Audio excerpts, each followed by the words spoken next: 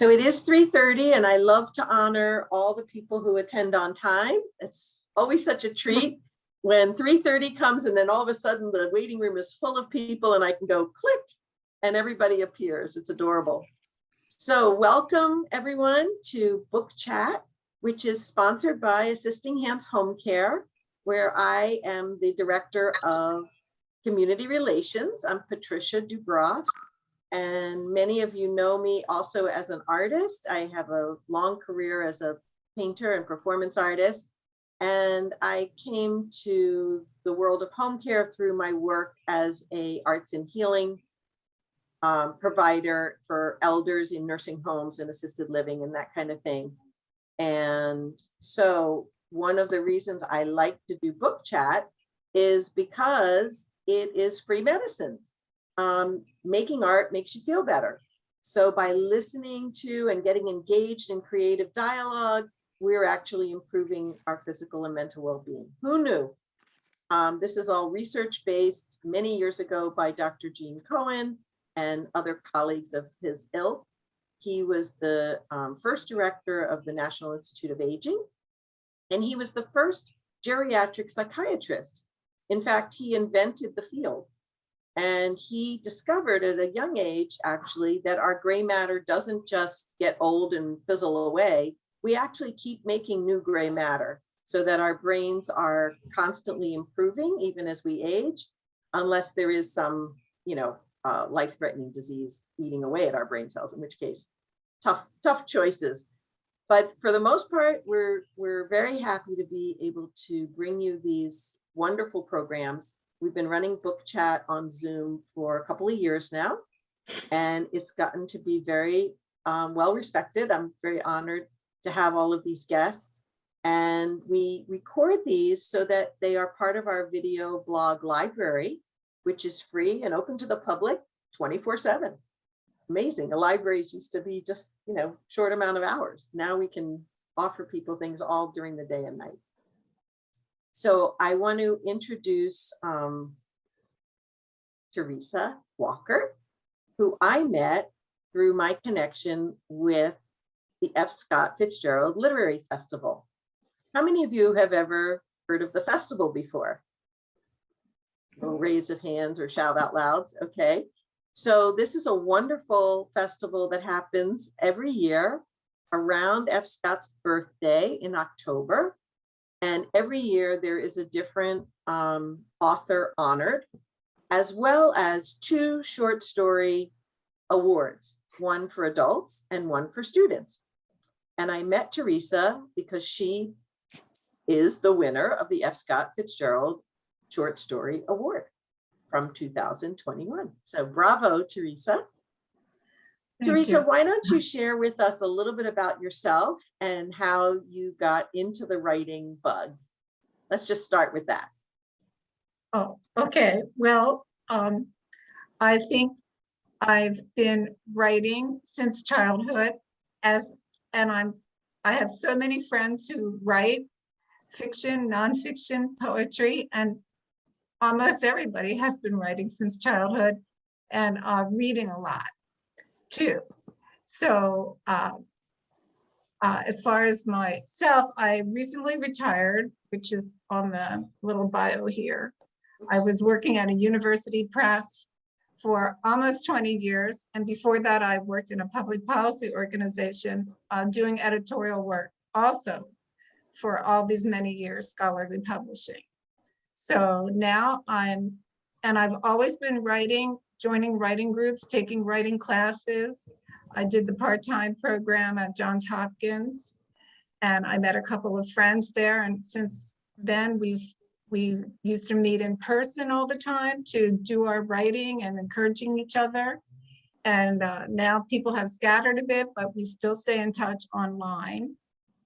And I'm a big fan of the Fitzgerald Literary event. I've been there. I miss it so much that hasn't been in person, but I remember hearing Amy Tan and Richard Ford, and they have great workshops. I went to a workshop with Robert Owen Butler and Mary Kay Zurleff, and all these people are major writers that you hear about, and mostly fiction is my main interest, but I also like poetry and nonfiction. Thank you, So that's Theresa. about me, and maybe That's other people will great. talk about themselves, you know? Well, they So- will eventually. This is mostly Yeah. all about you. I know it's a unique and new thing for you to be the esteemed guest. You said that this is the first interview you've actually had as an author. And I know for some of my authors, that's exactly what I love. It's something very special about having a brand new book or a story and learning how to be the author. I know as an artist, it took a long time before I felt like I could professionally say I'm an artist. And I'm hoping that you're starting to feel I'm an author more than I'm an editor or a retiree. So Oh, yeah. you never retire from writing and painting and all those good things, right? Oh, yeah, definitely. So That's great. So this year's honoree for the F. Scott Fitzgerald Festival is going to be Richard Powers. And I will put our website in the chat in just a minute. But Theresa, I wanted to talk to you about the work that I heard you read from, the short story about your dad. Can you tell us a little bit more about how that came to be? And you can give folks a glimpse of the synopsis of that as well. okay, well, I think I did send you a page. Yeah, Well, no, I'm going to show that, but I just meant like if you want to set it up. okay, well, actually, the work is from a book of stories that are fiction. And my goal is that they link up and make a novel because they're from different generations of a family. And the focus is not on the father, really, it's on mothers and daughters and how events in one generation affect the next generation, you know, specifically through the mother-daughter, even when you don't know what has happened. So that's what I'm hoping my book will be so interesting to the reader if when you see these link ups that people are not even totally aware of, but may gradually become aware of. But the particular story I took out of the book because I had a online writing teacher who said, "Oh, don't wait till your book gets published. You know, like take a story. You know, get it out there. You know." So she encouraged me, and I even gave up one because I thought it took too much work. But she still was. She's sort of one of these tough love people. Like, so I took this one, and it is the character Byrne goes to the hospital and is with her father. She doesn't know that he's going to die. He's very old. He's seriously ill. So the story encompasses her interaction with him while he's in the hospital, and also with the mother and her response after the father dies. And I mean, the true part is that, you know, my father was in the hospital a number of times before he died 20 years ago. And I do remember the tension and anxiety of being with him. And I'm sure you know, depending on your age, and, you know, we've all seen our parents, you know, if they're suffering when they're ill, it's very difficult. So, so that situation is in it. And then I go back to a childhood memory for the character, which is also based on a memory I have with my father. I used to take these long walks with him in the city of Philadelphia. And I've been living in Washington for longer than I lived in DC, but I came here as a young adult. And I always remember my neighborhood. I'm very focused. I love thinking about the neighborhood and our way of life, so to speak, at that time, which revolved around the parish church and the school and the relatives that weren't too far away. So I did, you know, focus on that the walk is also very true, but on the whole, there is fiction in the story as well, because I had to make it a Yeah. story. And So it's, whenever I have an author on, usually we have the book in front of me, or I've read it already. But in this case, the only time I've heard this story, well, I heard this story live, and then I've read these 2 pages. Do you want to just read it out loud so people can get a sense of your voice as a writer? the part of this, just a couple pages that I sent you. Yeah. Yeah, I mean, two pages will be fine. I don't want. Yeah, exactly. Also, some people, I think I have a loyal friend or two who already heard me read the whole story, so I don't want to. That's okay. It's like poetry. The more you hear it, the more you understand it. The first time you read a poem, I always feel like it just kind of hits you. And then the second time you read a poem, it kind of processes. And then by the 80th time, man, you really got that poem down. Okay. Do you want to read it from the screen, or do you want to? Oh, I Either way. see. Here it is on the screen, and I'm searching through my pages, but I think I will leave it. I'll read it from my pages because I don't quite see the whole thing, but I'm glad people. Okay. I might have a couple words different here and there because you know how you have to keep revising things. Okay. Now, this is the young woman named Byrne. She's in Philadelphia, but she's going back to Washington, having gone through this experience of being with her dad and seeing that he died. Okay. Byrne took Amtrak back to Washington. She sat in the quiet car, coach class, in the seat beside the window. No one took the seat beside her, and she spread her purse, carry-on bag, and modern art journal on the empty seat. Knowing this early afternoon train transported fewer passengers than rush hour trains, and therefore the seat would probably remain empty, even as the train passed through Delaware and Maryland on the way to Union Station in DC. She picked up the art magazine and started paging through it, but then she stopped at the image of a collage that took an entire page. Deep blue and red colors in large and small shapes fit perfectly within a thinly drawn frame. And Byrne's thoughts seemed to be penetrating the image as she remembered the walks she had taken as a child with Phil, her father, on many early evenings. They walked several blocks up 5th Street, a slight hill that took them all the way to the Free Library at the intersection of 5th and Tabor Road. Byrne sometimes visited the library on Saturdays. She liked biographies of early Philadelphians like Ben Franklin. He had left his powerful father and bossy older brother back in Boston to go to Philadelphia and found his own newspaper. She was shocked by the story of Laura in the early days out west. Laura had left her mother and sister to go and marry Almanza when she was 18. She left home, even though her mother asked her to stay for a while longer and help take care of the blind sister whom Laura loved. It was time to leave, said Laura. She could not stay. The way Byrne read the story, she felt the writer approved of Laura's desires, and Byrne was perplexed and also relieved and intrigued. Phil and Byrne would stroll by the library and keep on going past Ben's bargain store with its polka dot beach balls, hula hoops, garden hoses, and bathroom mats in the window. All year round flip-flops adorned rising shelves set off on diagonals at the side of the window.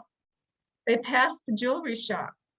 Its window showed a blue velvet throat encircled by a ruby hanging from a gold chain, turning left and right on a diamond-studded dais. Phil did not converse with Byrne on the walk. Sometimes when they stopped at an intersection and waited for the light to change, Byrne leaned against his arm and felt like shouting, "Tell me something." But she too did not say a word. When they arrived at the top of the hill, just before the boundary line that would turn Philadelphia into another county, They turned around and Phil asked the usual question. Would you like to take a trolley home? Vern always said yes. And when she saw the trolley coming toward them with blue and orange sparks flying from the wire bending from its roof, a bright word rose from her heart to her eyes. Fire. That was beautiful. And I think everybody can agree that we got a really great sense of these two characters and their relationship and how similar father and daughter are in their ability to communicate or not communicate. Ah, And that's what kind of intrigues me, is that relationship, because I'm working again in so many families, with so many families, fathers, daughters, mothers, daughters. We get calls every day, people reaching out to say, you know, we need help with our family. And the communication is so beautiful to witness between these family members. And I think you spoke so beautifully about that. So thank you for sharing that piece. Why don't you tell us a little bit more about how you're going to proceed in terms of this bigger book and how that works from an author's perspective?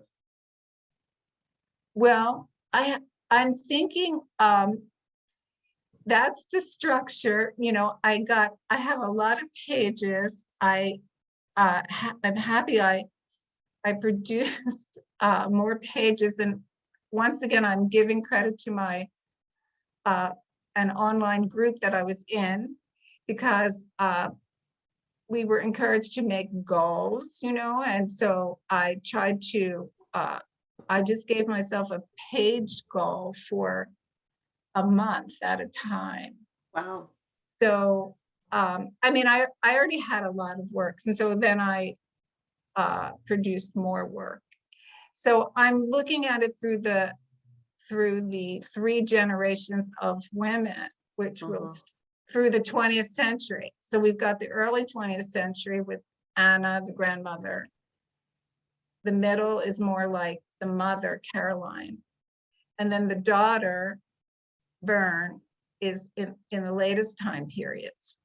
So I've gone back and forth through saying, you know how you see some books and they'll just be, all right, here's Anna, right? And then you go through many pages and then there's another page, here's Caroline.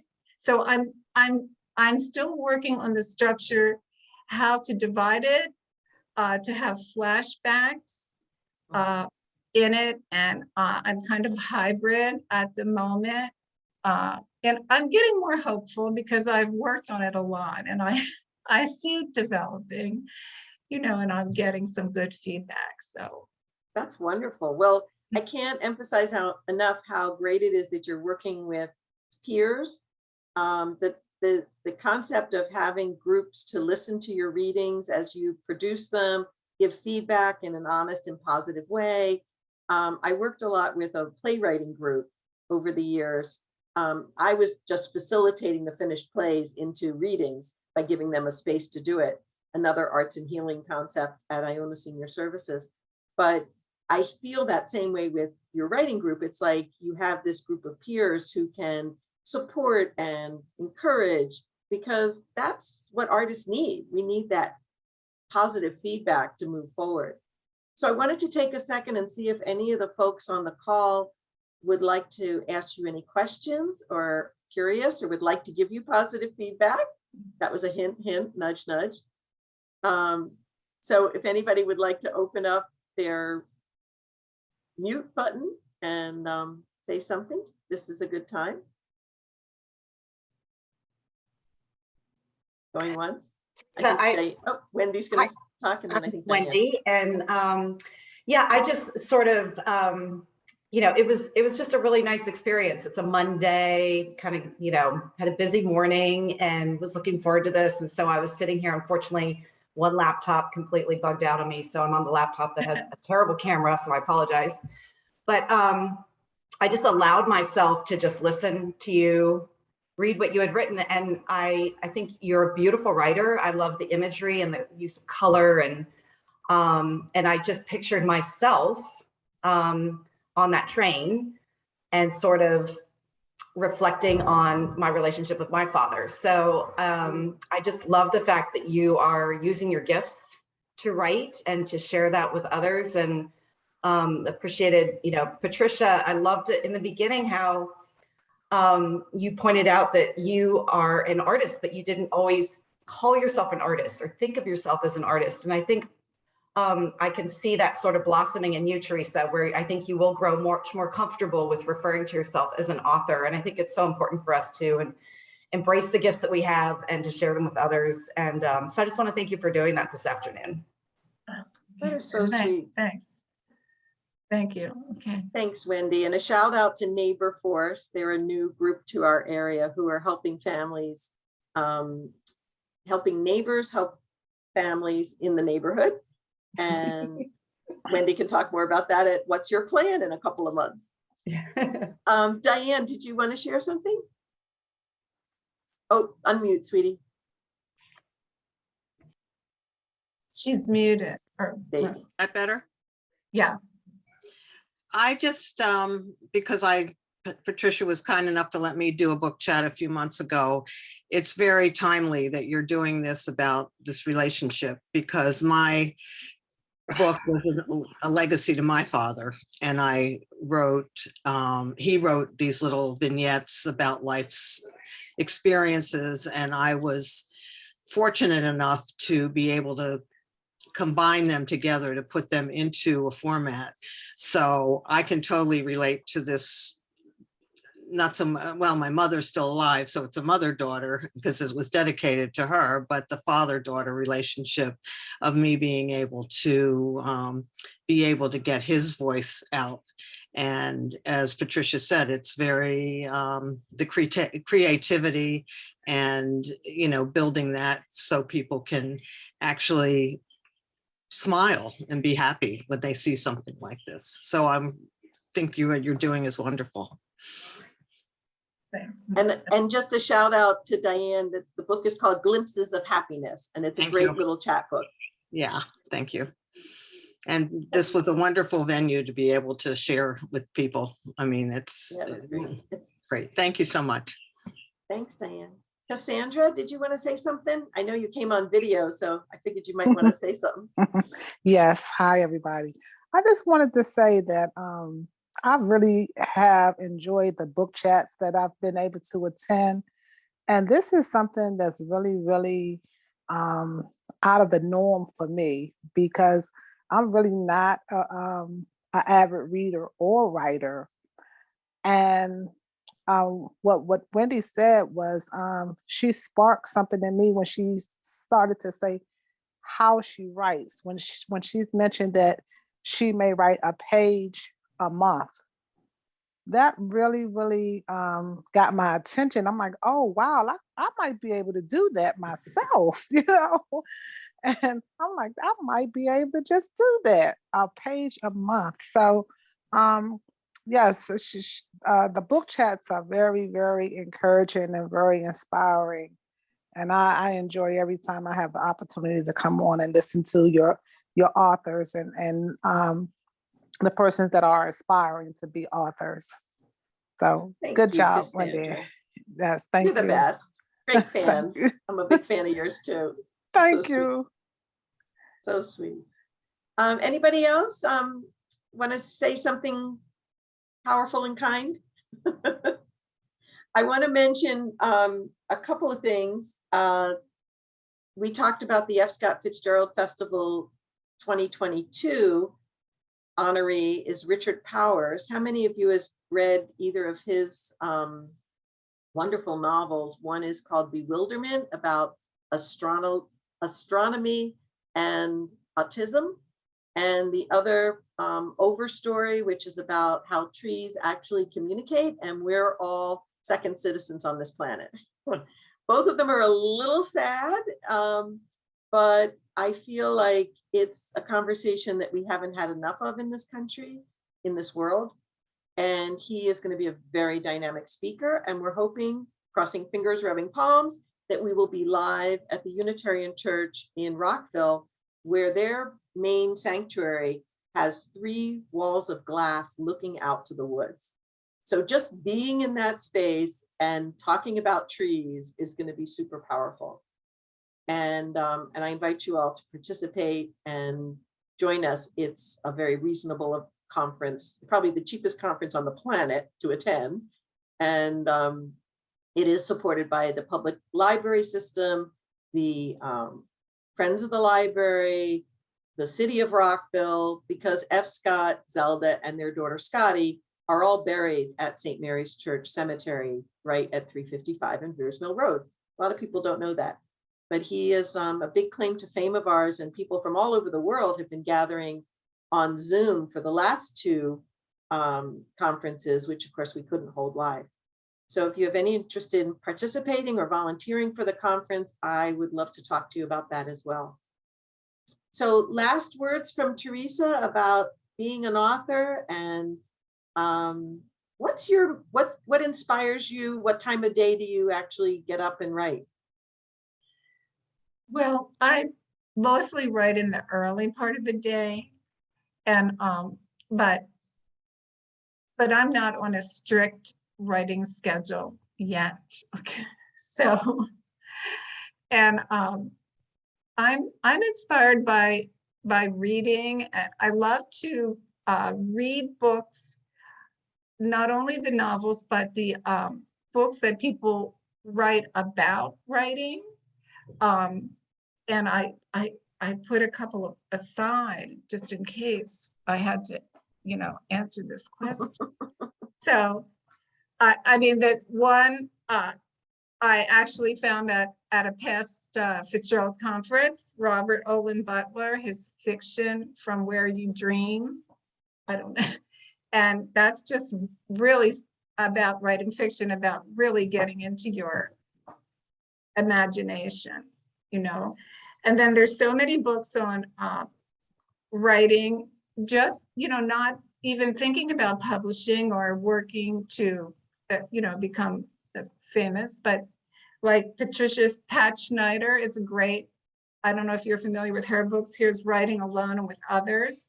She died somewhat recently, but she started the Amherst Writers and Artists, which is all about just writing and writing. Beautiful, and a lot of work with underserved communities. And then I have Alice McDermott's book, What About the Baby? Some Thoughts on the Art of Fiction. At first I thought, what is this, like the woman and the mothers, they're having a hard time writing? No, that's not it. She's really about the story, writing, getting that story, that tension in the story. And I think that Alice McDermott is local. She lives in Bethesda, right? Or some place close in Maryland. And the old tried and true Natalie Goldberg, The True Secret of Writing. She has numerous writing books, and it's all about getting it out there, just getting writing as a process. Just, you play the piano for pleasure. You can do writing has a great effect on you. Writing, I just feel writing makes me happy. I feel like my day is meaningful when I've done some writing. And I don't have to do 6 hours of writing to make it meaningful, but I think that may be a goal. But I've made good friends through writing. And I think I appreciate reading more. You learn, I love all these authors that we hear at Politics and Prose for the local people, great bookstore. Thank you, Theresa. Those are my words. That's very inspiring and encouraging to people who might be writing. I want to introduce, as a perfect segue, to introduce our next book chat author who is here, Dwayne Hill. And he has channeled a book. Would you say you channeled it? About, I don't want to give it away, but it's called The One Block from the White House. And is that, you want to unmute and just talk for a minute? Whoop. Sorry, caught you unawares. It's 1 block west of the White House. West of the White House, that's right. Funeral home of the presidents. I'm just correcting it in my notes. And Dwayne's going to talk about that on March 28th. And I hope you'll return and join us for that. Dwayne is a fabulous storyteller. And as you can tell from his voice, it's like it melts in your ear. So he's going to read from his new book. Hopefully it'll be published by then. It's real Soon. close. Yeah. Coming up soon. Yeah, unfortunately, I probably, unless it gets published really soon, I probably won't have a chance to read it, but we'll get through. And I really appreciate all of you being here. If you have other questions for Theresa or myself, you know how to reach me. I'm happy to put you in touch. And thank you again for joining us and Assisting Hands Home Care for Book Chat. Thank you. And thanks. It's been great to be All here. right.